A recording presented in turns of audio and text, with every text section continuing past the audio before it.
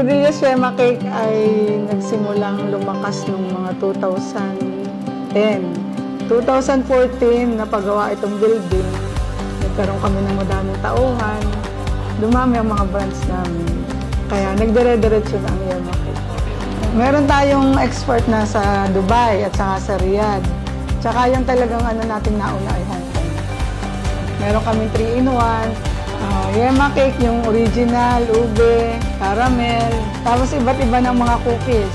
Sa mga patuloy po na tumatangkilik ng Rodillas Yema Cake, isa pong malaking pasasalamat na patuloy niyong tinatangkilik. Nawa po ay makapaggawa pa kami ng maraming iba't iba pang produkto upang marami pang matulungan at magkaroon ng maraming hanap buhay.